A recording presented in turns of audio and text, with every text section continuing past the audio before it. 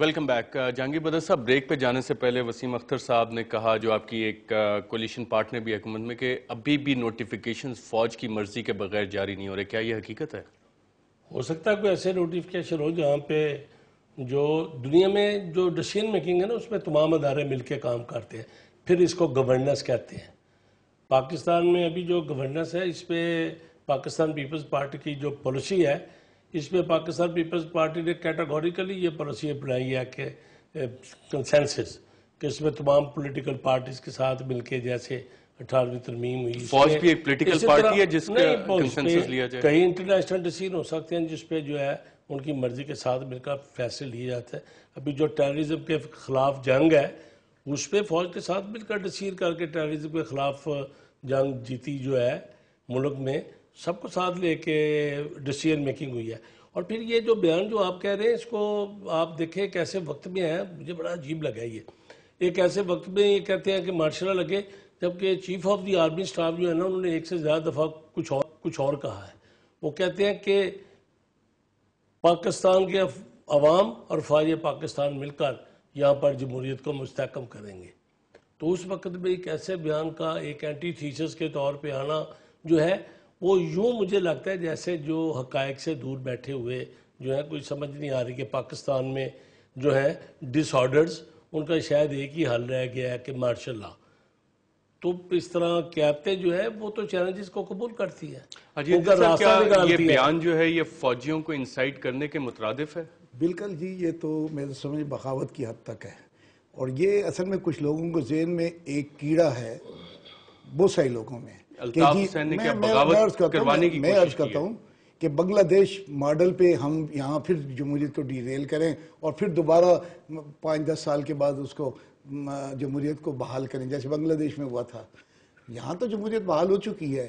اور یہ میں سمجھتا ہوں کہ زیادہ موقع تو وہ ہوگا جب پارلیمنٹ میں اس مسئلے بات ہوگی، یا کوئی شخص یا حکومت یا پاکستان پیپل پارٹی یا مسلم لیگ سپریم کورٹ میں جائے گی اس بیان کو لے کے. کیونکہ 18ویں ترمیم کے بعد تو بہت واضح کر دیا ہم نے آرٹیکل 6 کو. اس میں تو پہلے تو اس میں امبیگوٹی تھی، اور یہ جو کچھ 18ویں ترمیم ہے اس میں MQM نے بھی ہمیں سپورٹ کیا ہے اس امینڈمنٹ میں. اب سمجھ نہیں آ رہی ہے کہ کھلم کھلا یہ کہا جا رہا ہے کہ جرنیلوں میں نیک جرنیل بھی ہیں، برے جرنیل بھی ہیں. تو وہ جرنیل نیک ہوگا جس نے کوئی پلاٹ نہیں لیا ہوگا، جس نے کوئی واگا بارڈر پر کوئی ڈیفنس کی زمینیں نہیں لی ہوں گی، کسی بینک سے قرضہ نہیں لیا ہوگا، کہ اپنے بچوں کو کہیں کسی ایسے جرنیل کا نام بتا سکتے ہیں آپ؟ یہ تو وہ بتائیں گے کیونکہ ان کو پتہ ہے کہ نیک. وسیم اختر صاحب، کوئی ایسے محب وطن جرنیل کا آپ نام بتا سکتے ہیں جو حاجی عدیل صاحب نے پوائنٹ آؤٹ کیا کہ جس نے شاید کوئی پلاٹ نہ لیا ہو، کوئی واگا بارڈر کے قریب زمین نہ لی ہو؟ دیکھیں، یہ تو انسٹیٹیوشن جانے اور وہ ادارے جانے. میں آپ کی پہلی بات تھی کہ جو آج آئین کی پاسداری کی بات کر رہے ہیں، جمہوریت کی بحالی کی بات کر رہے ہیں. جب آئین کی بات کرتے ہیں تو قانون بھی آتا ہے، جوڈیشری بھی آتی ہے، سپریم کورٹ کے، ہائی کورٹ کے بہت سارے آرڈرز ہیں جو پنجاب حکومت کو دیے گئے ہیں، فیڈرل گورنمنٹ کو دیے گئے ہیں. کیا وہ امپلیمنٹ ہو رہے ہیں؟ نہیں ہو رہے. کون سی جمہوریت کی بات کر رہے ہیں؟ وہ لڑکوں کو ڈنڈوں سے مار دیا جاتا ہے. کون سی جمہوریت کی بات کر رہے ہیں؟ یعنی کہ ملک میں اس وقت جمہوریت نہیں ہے، آپ یہ کہنا چاہ رہے ہیں؟ ان سے پوچھیں کہ یہ چاہتے کیا ہے، یہ چاہتے کیا ہے، ان کا سلوشن کیا ہے؟ جن آرڈرز کو حکومت عمل درآمد نہیں کر رہی ہے تو اس حکومت میں تو شامل ہے. یہ جو فوج کی مداخلت چاہتے ہیں، ان کا روڈ میپ کیا ہے؟ روڈ میپ بتائیں نا ذرا اپنا. میری بات سن لیں. یہ جو کرپٹ سیاستدان ہیں جو پریشان ہوئے ہیں الطاف بھائی کے بیان سے، یہی ہے اصل. کیوں شور مچا رہے ہیں؟ الطاف بھائی تو کرپٹ سیاستدان. بھائی وہ اچھا کرنا کیا ہے؟ What next? اگلا سلوشن بتائیں نا، آپ کا سلوشن کیا ہے؟ سارے سیاستدانوں پہ بات نہیں کی ہے، کرپٹ سیاستدانوں کے لیے بات کی ہے. نیک یہ حاجی عدیل صاحب کہہ رہے ہیں، وسیم اختر صاحب، نیک جرنیلوں اور کرپٹ سیاستدانوں کے نام بتائیں گے آپ؟ کرپٹ سیاستدان NRO ڈھونڈ، اس میں تو دہشت گرد بھی ہیں، 8,000 دہشت گرد ہیں. NRO میں تو 8,000 دہشت گرد ہیں. میری بات سن لیں. جو جرنل بریف کیس لے کے گیا تھا سیاستدانوں کے پاس، اس کو چیک کر لیں. نام بتائیں گے آپ؟ تم سب آپ کو پتہ ہے بھائی. احسن اقبال صاحب، آپ لوگ اسمبلی میں اس کو اٹھائیں گے، پارلیمنٹ میں اٹھائیں گے، اور کیا یہ انسائٹ کرنے کے مترادف ہے فوج کو؟ ایک منٹ ذرا مجھے دیں. میں یہ کہنا چاہتا ہوں، یہ ہمارے اہل وطن بھی ڈیبیٹ سن رہے ہیں میں بحیثیت پاکستانی اس کے اوپر بہت شدید احتجاج اس لیے کرتا ہوں کہ ساؤتھ ایشیا کے اندر پاکستان، انڈیا، بنگلہ دیش، سری لنکا، ہم سب اتنے ہی کرپٹ ہیں اور اتنے ہی اچھے ہیں جتنا کوئی اور ملک ہے۔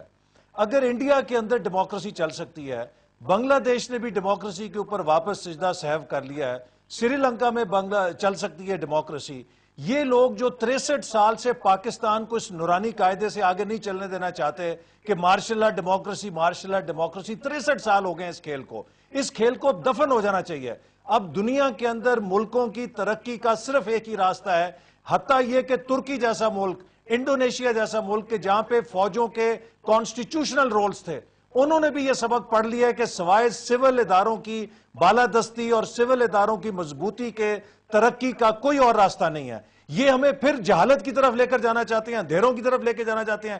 جب بھی اس ملک میں مارشل لا لگا ہے، پاکستان کی فیڈریشن ٹوٹی ہے، مشرقی پاکستان ٹوٹا ہے، ابھی مشرف جو ہے بلوچستان کو توڑ کے گیا ہے، ہم جوڑنے کی کوشش کر رہے ہیں۔ جو بات کی تھی کہ رات کے اندھیرے میں جب جرنیلوں سے ملیں گے تو شاید اس طرح کی چیزیں انکریج ہوں گی، ارشد کوئی رات کے اندھیرے میں نہیں مل رہا، آفیشیل میٹنگ تھی جس کو ہم نے ریکارڈ پہ لے کر آئے ہیں، اور ہم نے ہمیشہ یہ پوزیشن پہلے ڈینائی بھی کیا گیا تھا جو پہلی ملاقات ہوئی تھی چودھری نثار اور شہباز اس وقت شریف تک صاحب جب کی۔ اس کا ہینڈ آؤٹ نہیں آیا تھا، علم نہیں تھا، جن لوگوں کو نہیں پتا تھا انہوں نے کہا تھا ہمیں علم نہیں ہے، لیکن اس کے بعد اس ملاقات کو ریکارڈ پہ لائے ہیں، اور نواز شریف صاحب نے کہا کہ آئندہ یہ اس حد تک احتیاط کریں کہ شام اور رات کے اندھیرے میں بھی نہیں، دن کی روشنی میں ڈنکے کے اوپر جا کے ملاقات کریں۔